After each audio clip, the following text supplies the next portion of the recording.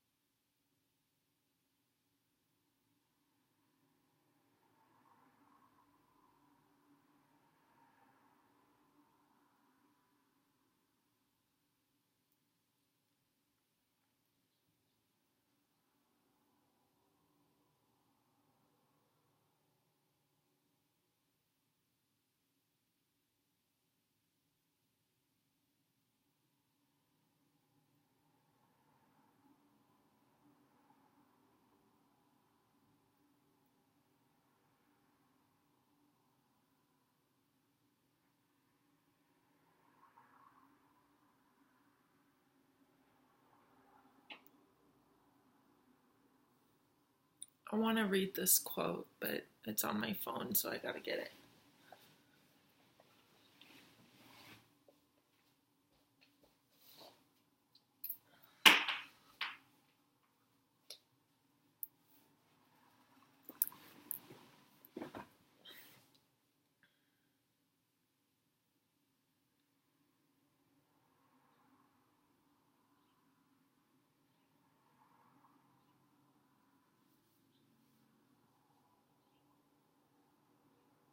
So it says the law of attraction states that whatever you focus on, think about, read about, and talk about intensely, you're going to attract more of into your life.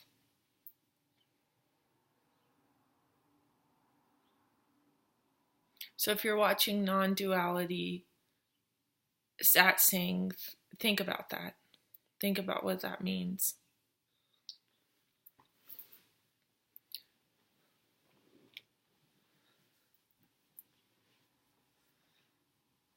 So what you are is prior to thought.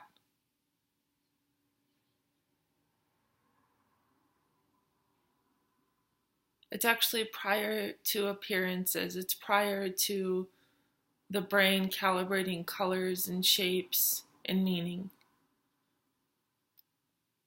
What you are is prior to the conversation that arises between you and your boss or your child or your lover. What you are is prior to the movement of the appearance of time. What you are is prior to the appearance of your body.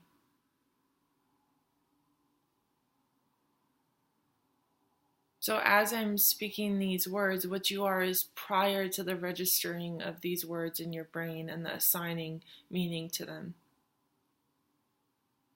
What you are is prior to the urge of wanting to go get a coffee or to go meet with your friend or to go on a walk.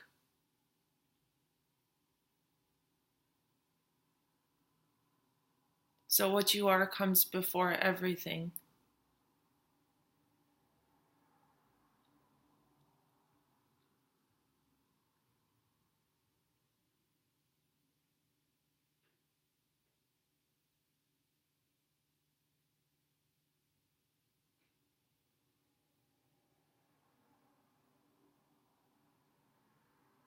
So a lot of the energy, I don't know if any of you live by the ocean or by a body of water, but when you observe a body of water and the water's riled up because there's wind or there's rain or there's just a lot of mud or gunk in the water, you can't really see the bottom. You can't really see through the water because all that stuff in there is stirred up, creating this muddy, cluttery thing in the water.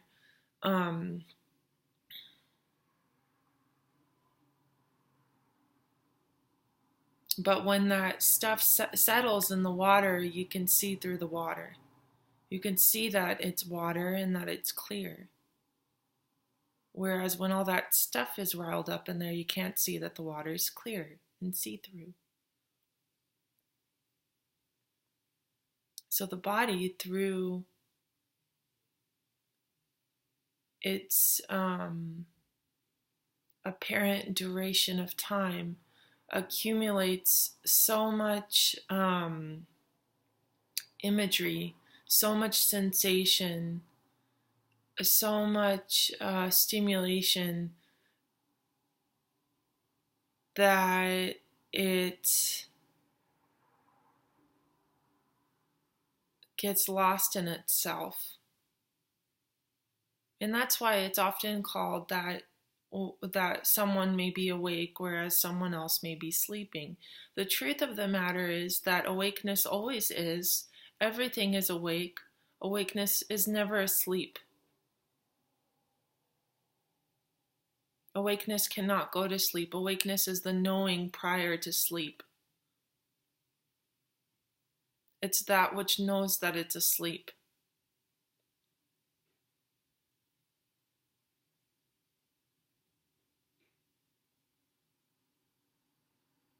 You are the knowing of these words and their meaning.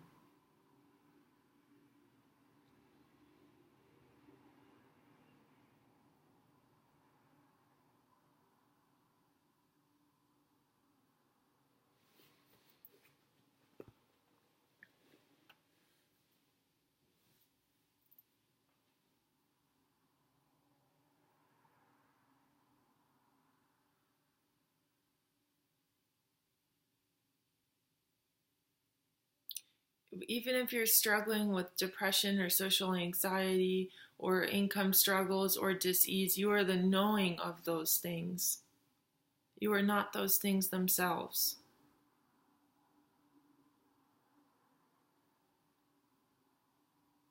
So as the energy becomes obsessed with one of those things and begins to think about and focus on and obsess over those things, it's perpetuating its being lost.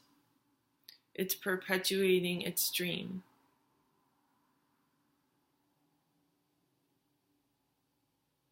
And this isn't about meditating yourself into passivity and not focusing on those things and doing affirmations and redirecting attention and all that. I always call that a booby trap or bushwhacking.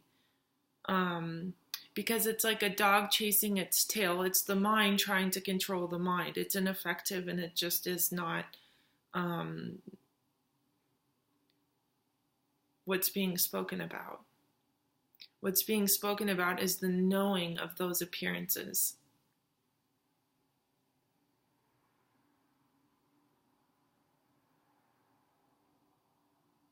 And that's why the question of when will I wake up or when will I get there is obsolete.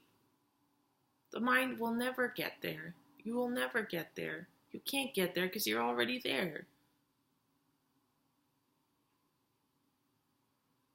It's literally like me sitting in this room being like, I want to be in this room. Why am I not in this room? It's like, you are in this room. You are this room. You are everything.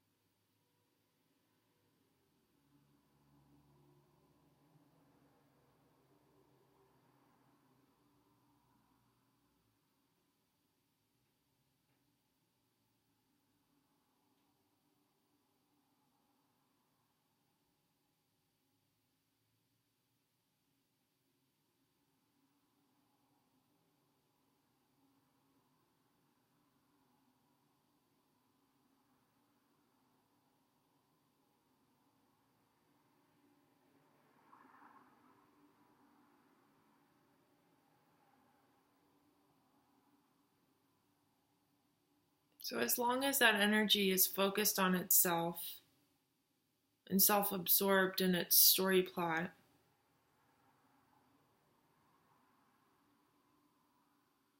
it will keep reliving its dream.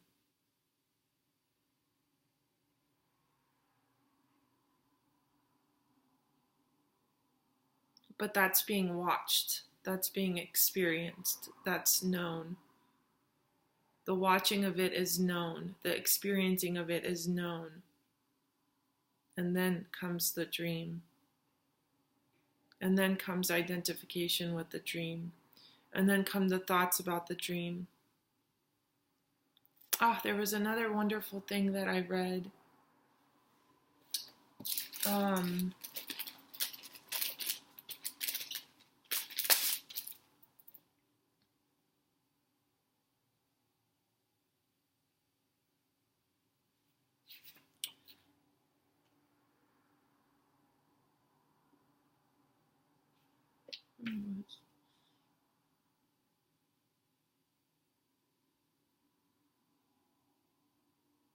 Basically, I'm not going to go through this little booklet, but basically, the idea of karma, which is action, cause and effect, meaning that a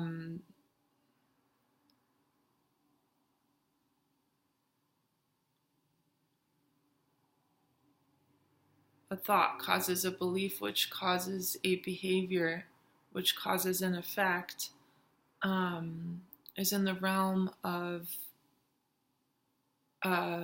mind. So karma exists in the realm of mind. An action that arises from the mind is karmic.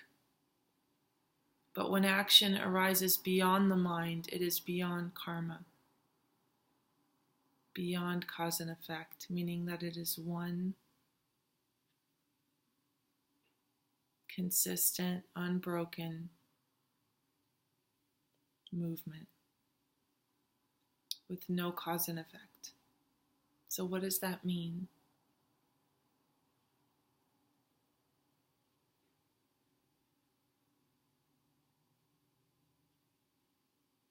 So non-duality is referring to that one unbroken movement in which everything's appearing.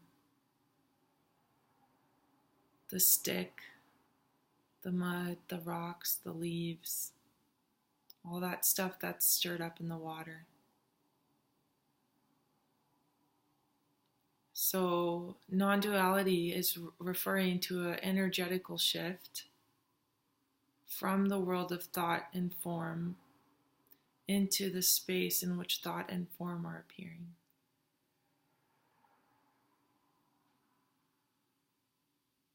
And the energy is so scared of itself that it doesn't want to relax. You are not scared of anything that you think you're scared of. You're scared of your own thoughts. That's what you're really scared of. You're scared of your own thoughts.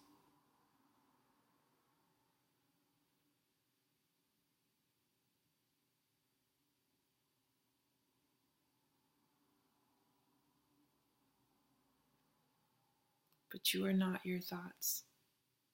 Your thoughts are appearing in what you are. Your thoughts are being experienced, and that experience is known. And you are that knowing prior to the experience.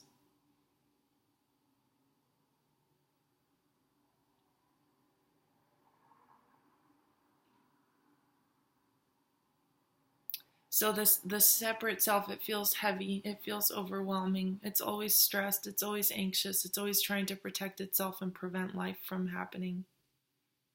That's just what it does.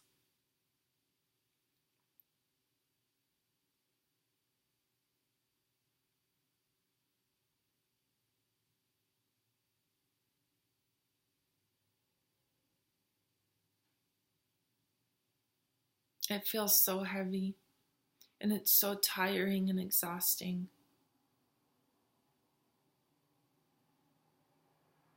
It's not worth the fight to maintain it. It's not worth the arguments and the struggle and the resistance to maintain this dream.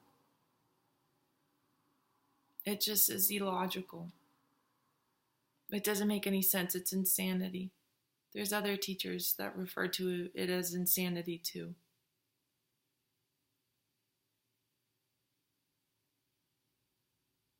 Waking up from the dream can feel like an arduous process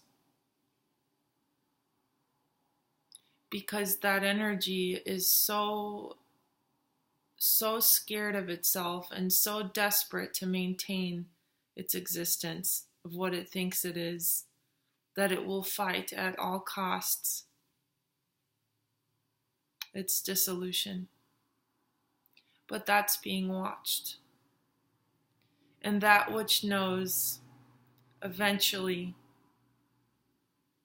absorbs all of its energy back into itself. It's doing that right now. It's doing that all the time. And it will do that at death. and death of the body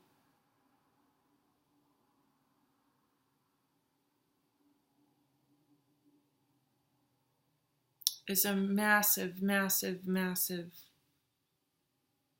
nuclear peace.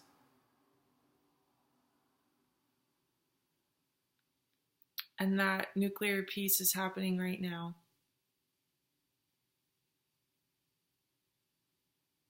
It's under these words. It's in these words. It's under and in its meaning.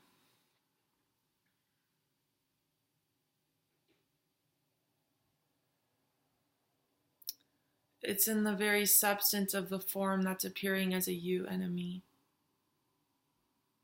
It always is. It never leaves, it never shifts. It's always watching. It's always listening. It always knows that it's watching and that it's listening. It gives nothing, yet it gives everything.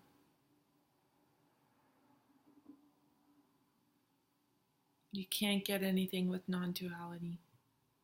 You will leave with nothing.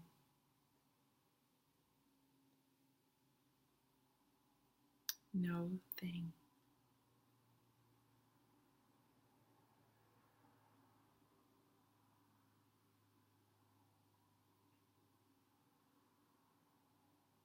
You can be free right now because you are free.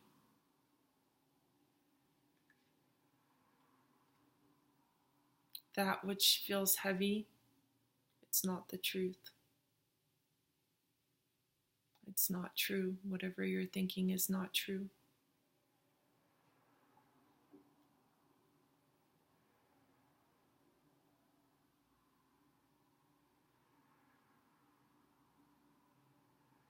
Or puts an instant stop to the whole thing. There's nothing, once the dream's not believed anymore, it has no fuel. It has no more sticks in the fire. I don't know if anybody likes to camp. I do and I don't. I like to be outdoors, but